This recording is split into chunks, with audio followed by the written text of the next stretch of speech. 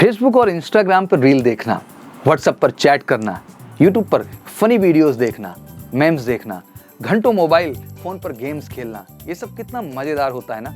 इसी दौरान हमें दुनिया की कोई चिंता नहीं होती है, अपने स्टडीज और अदर इंपॉर्टेंट वर्क का हमें कोई ख्याल नहीं होता है। इन सब एडिक्टिव चीजों पर टाइम स्पेंड करने में हमें जितना अच्छा लगता है, ये सब उतना ही हमारे करियर के लिए, हमारे भविष्य के लिए, हमारे लिए भी और जितने भी हमारे स्टूडेंट हैं जो बेसिकली किसी भी कंपटीशन की प्रिपरेशन कर रहे हैं, और मैं स्पेशली डिफेंस की प्रिपरेशन करने वाले बच्चों से कहना चाहूँगा, आज 99% स्टूडेंट अपने स्टडीज़ पर फोकस करने के बजाय अपने स्मार्टफोन पर ज़्यादा टाइम स्पेंड करते हैं। और स्टूडेंट को पता भी होता है कि वो गलत कर रहे हैं और उनको डेली इस चीज़ का एहसास होता है। स्मार्टफोन का एक्सेसिव यूज़ करना उनकी स्टडीज़ को इफेक्ट भी करेगा, और कहीं ना कहीं इस बात को जानते हुए भी उस एडिक्शन को वो छोड़ नहीं पा रहे हैं। एवरीडे वो कमिटमेंट कर रहे हैं बट उस चीज़ को वो छोड़ नहीं पा रहे हैं। स्मार्टफोन के एडिक्शन से खुद को दूर करना ज़्यादा मुश्किल नहीं है बच्चा, पर स्टूडेंट को इसका एग्जैक्टली पता नहीं होता है कि सर आखिर वो मेथड क्या है जिससे मैं इस एडिक्शन से बचूं। और डे बाय डे मैं बच्चों को इस दलदल में जाते हुए देख रहा हूँ। आज का ये वीडियो वाकई में बहुत खास होने वाला है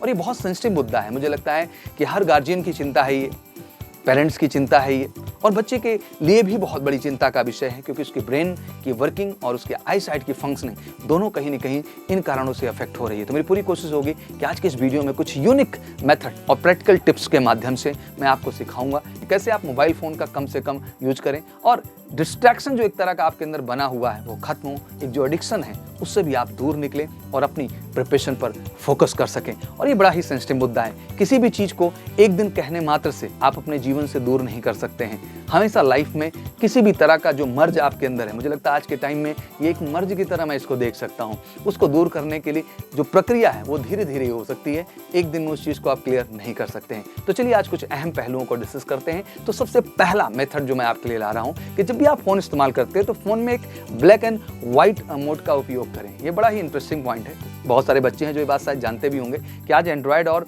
iOS दोनों में ही ये ऑप्शन होता है कि आप अपने फ़ोन के डिस्प्ले को ब्लैक एंड व्हाइट मोड में या ग्रे स्केल मोड में चेंज कर सकते हैं। इस फीचर से फ़ोन की कलरफुल ऐप्स की जो विजुअल अपील होती है वो खत्म हो जाती है। तो आपको नोटिफिकेशन चेक करना और फ़ोन स्क्रॉल करना उतना अट्रैक्टिव नहीं लगता है। इस वजह से आप ज़्यादा टाइम फ़ोन यूज करने में स्पेंड नहीं करेंगे और आप अपना पूरा टाइम एक प्रोडक्टिव जोन में लगा सकेंगे। तो सबसे पहले मैं यही चाहूँगा कि ये जो स्क्रीन वाला गेम है, ब्लैक एंड व्हाइट वाला और या ग्रे स्केल वाला, बिल्कुल इसको आप इस्तेमाल करिए। और आप इसके लिए समझदार भी हैं और वीडियो में बगल में दिखाई भी देगा ये फीचर आपको कि आखिर कैसे आपको इस चीज़ को अपने फ़ोन पर एक्टिव करना है। आइए दूसरे सबसे अहम मेथड की ओर बढ़ते हैं कि कैसे इस दलदल से निकला जाए स्टेप बाय स्टेप। तो दूसरा सबसे अहम मेथड है कि फ़ोन पर अपना स्क्रीन टाइम जो है ट्रैक करना बहुत ज़रूरी है। किसी भी लाइफस्टाइल में चेंज करने के लिए कहते हैं कि इंसान के पास एक फीडबैक सिस्टम होना बहुत ज़रूरी है। आप डिसाइड करो कि आपके लिए कितनी देर सोशल मीडिया ब्रेक रीजनेबल है, आधा घंटा, 1 घंटा, जो आपको लगता हो। फिर फोकस ऐप्स की मदद से आप अपने लिए एक स्क्रीन टाइम गोल बनाओ। कई फ़ोन में इनबिल्ट ऑप्शन होता है जिसमें आप ऐप्स की यूज़ से ट्रैक कर सकते हो कि आप कितनी देर इंस्टाग्राम, फेसबुक या यूट्यूब पर टाइम खर्च किए हैं। इन सब को ट्रैक कर सकते हैं आप। इन सब को आपको प्रतिदिन और मंथली दोनों ही तरह की रिपोर्ट आपको मिल जाएगी। आखिर मंथली आपने कितने घंटे अपने स्पेंड किए इन सोशल मीडिया प्लेटफॉर्म पर, या पर डे कितना आपने अपना टाइम स्पेंड किया। इसलिए अपने फ़ोन के यूज़ टाइम की ड्यूरेशन को ट्रैक करिए, जिससे आपको पता चले आपका सारा समय जा कहाँ रहा है, खर्च कहाँ हो रहा है। और लाजमी सी बात है कि जिस दिन ये एनालिसिस आप करेंगे बेटा, आप में एक सेल्फ रियलाइजेशन होगा मेरे बच्चे, और आप अपना टाइम इन चीज़ों पे कम दे करके अपना ज़्यादा टाइम अपनी स्टडीज़ और दूसरे जो अहम काम है उनको प्रायोरिटाइज करेंगे और उन पे आप ज़्यादा समय देंगे। तीसरी और सबसे अहम चीज़ पे आते हैं हम लोग कि फ़ोन को दिन में एक ही बार रिचार्ज करें। ये भी बहुत अहम है और सब कुछ साइकोलॉजिकली सेगमेंट से जुड़ता है। आइए समझते हैं। अगर आपको पढ़ते वक्त फ़ोन की ज़रूरत नहीं होती है तो ये ट्रिक आपके लिए बेहतरीन है। आपको फ़ोन को दिन में सिर्फ एक बार चार्ज करना है। प्रोबेबली दिन में शुरुआत में भी कर सकते हैं और दिन के एंड में भी आप कर सकते हैं। उतना ही चार्ज करें जितनी ज़रूरत है। इसको ऐसा ज़रूरी नहीं कि 100% ले जाता है। आप 70% करें, 60% करें, 80% करें। आप समझें कि आपको कितना देर फ़ोन इस्तेमाल करना हो, कितनी आपकी आवश्यकता है। और ये सब चीज़ साइकोलॉजिकली आपको बिल्डअप करती है और ऑटोमेटिक यूज़ जो होता है वो रिड्यूस होने लगता है। आपको उतना ही चार्ज पूरे दिन के लिए उपयोग में मिलेगा। आपको उसे वाइजली यूज़ करना होगा, दैट मीन बुद्धिमत्ता से कितना टाइम यूज़ करना है आप वो बात समझ पाएंगे। एक बार चार्ज खत्म यानी वह फ़ोन बाकी बचे दिन के लिए बंद रहेगा, और ये बहुत ज़रूरी है। जब इस तरह का आप कमिटमेंट लाते हैं तो मुझे लगता है यही आपके सुधार की सबसे पहली सीढ़ी बनती है। तो इस टेक्निक को बिल्कुल आप अपने अपने फ़ोन में यूज करिए, आपकी लिमिट डिसाइड हो जाएगी और कहीं ना कहीं आप अपना ज़्यादातर समय बच्चा पढ़ाई पे फोकस कर पाएंगे। अगली सबसे अहम चीज़ आती है, चौथी, जो सबसे डिस्ट्रैक्टिव पार्ट भी मैं इसको कहता हूँ, नोटिफिकेशन। अधिकतर मैं बच्चों को देखता हूँ कि अपने फ़ोन पर हर एक नोटिफिकेशन को चेक करते हैं। नोटिफिकेशन का बजा रिंग, फटाफट जाके बच्चे ने चेक किया। आपको हर एक लाइक, हर एक मैसेज या हर एक सेल के जो है बारे में अलर्ट नोटिफिकेशन आती है। मुझे लगता है कि आपको उस वक्त उस चीज़ को इतना देखने की ज़रूरत नहीं है, इसलिए आप उन ऐप्स की नोटिफिकेशन को बंद कर दें। डिस्ट्रैक्टिंग और अननेसेसरी है। फायदा क्या है उन नोटिफिकेशन को देखना है क्यों, जिनका आपके लाइफ में कोई प्रोस्पेक्ट ही नहीं, कोई फायदा ही नहीं है। जितना कम नोटिफिकेशन आपको डिस्टर्ब करेगी उतना ही कम आप, लाजमी सी बात है, फ़ोन के पास जाओगे। तो मुझे लगता है साइलेंट मोड में नोटिफिकेशन रखना एक बेस्ट वे है, और मुझे लगता है ये चीज़ अगर आप करते हैं तो आप डिसाइड करेंगे कि आपको कब कौन सी चीज़ देखनी है। अदरवाइज फ़ोन आपको डिसाइड करके बता देगा कि ये चीज़ आपको आके अभी देखनी है। अगर आप ये टेक्निक इस्तेमाल करते हैं तो मुझे लगता है कि आपकी कॉन्सेंट्रेशन बढ़ेगी और आप अपनी स्टडीज़ पे फोकस कर पाएंगे। पांचवी और अहम चीज़ पे आता हूँ मैं, बात करने के लिए कम तरीका। कहते हैं कि इंसान जैसे जैसे बढ़ा, बात करने के तरीके बहुत बन गए, बट दिल जुड़ने के तरीके खत्म हो गए। तो मुझे लगता है कि ये भी बात बहुत मायने रखती है कि बात करने का आप कम तरीका बनाएं। मतलब फ़ोन एडिक्शन में सबसे बड़ा रोल मुझे लगता है कि आज के टाइम में इस चीज़ का है। जैसे मैं आपको समझाता हूँ एग्जाम्पल के तौर पे, बहुत सारे कम्युनिकेशन प्लेटफॉर्म हो गए हैं। ये डिसाइड करना होगा कि आपके लिए कौन सा प्लेटफॉर्म बिल्कुल सही है, और ये आपके हाथ में है। आप 100 प्लेटफॉर्म से कम्युनिकेशन कर सकते हैं और लिमिटेड प्लेटफॉर्म से भी आप इस चीज़ को डिसाइड कर सकते हैं। आज मैं अपने लाइफ का एक वाक्य आपको शेयर करता हूँ। मुझे लगता है ये सबसे अच्छा डिसीजन है। मैंने भी अपने कम्युनिकेशन प्लेटफॉर्म्स को लिमिटेड किया, जहाँ हमने अपने लिए जो प्लेटफॉर्म बहुत सारे हो जाते हैं, जैसे व्हाट्सअप भी है, स्नैपचैट भी है, इंस्टाग्राम भी है, ट्विटर भी है, मैसेंजर भी है, फेसबुक भी है, लिंक्डइन भी है, डुओ भी है, जूम भी, पता नहीं कितने सारे प्लेटफॉर्म्स हैं जिन पे हम जुड़ करके अपने फ्रेंड्स से, फैमिली से, रिलेटिव से बात करने का, कलीग से बात करने का रिसोर्स तैयार करते हैं। मैं ऑनेस्टली बताऊं, जितने ज़्यादा प्लेटफॉर्म उतना ज़्यादा बेटर डिस्ट्रैक्शन। मैं ऑनेस्टली अपनी बात करूं तो मैं केवल 4 ही प्लेटफॉर्म अपने लाइफ में रखता हूं जिन पे मैं इस्तेमाल करता हूं, या 4 मीडियम आप कह लीजिए, जिसमें आपका एक कॉल हो गया, भाई फ़ोन पे कॉल आ सकता है। दूसरा ईमेल हो गया, क्योंकि एक इंपॉर्टेंट प्रॉस्पेक्ट होता है, बहुत सारी इन्फॉर्मेशन वाया ईमेल आती है बच्चा। तीसरी चीज़, हम टेक्स्ट मैसेज का इस्तेमाल करते हैं, क्योंकि वो एक अहम पहलू हो जाता है हमारे लिए। और चौथी चीज़, केवल व्हाट्सएप के तौर पे हम इस्तेमाल करते हैं। तो मुझे लगता है कि 20 या 50 टाइप के डिफरेंट जो है कम्युनिकेशन प्लेटफॉर्म के बजाय ये 4 प्लेटफॉर्म आपके लिए बेहतर हैं। और मुझे लगता है कि ये अगर आप करते हैं तो आपको 50 टाइम 50 ऐप पे जाकर 50 तरह की नोटिफिकेशन को देखने का समय नहीं होगा, आप वो समय नहीं देंगे, और ये आपके टाइम को बहुत सेव करेगा। तो मुझे लगता है कि अपने जीवन को अनावश्यक चीज़ों से, अराजक चीज़ों से बचने के लिए आपको स्वयं निर्णय लेना होगा और उन मेथड्स को इस्तेमाल करना होगा जिससे आप अपना कम से कम समय इन प्लेटफॉर्म्स पे गंवाएं और अपना समय अपनी फोकस स्टडीज़ पे लगा पाएं। मुझे लगता है बेटा, कम्युनिकेशन प्लेटफॉर्म जितना कम होगा आपके लिए उतना अच्छा होगा। याद करो यार, आज के पहले का कुछ समय, बहुत पुरानी बात नहीं, आज के 10 साल, 15 साल, 20 साल पहले की बात करें, क्या था कम्युनिकेशन का माध्यम? लेटर हुआ करते थे, या हम एक दूसरे से मिल के बातें करते थे। चीज़ें बिल्कुल क्लियर थी, सॉर्ट आउट थी।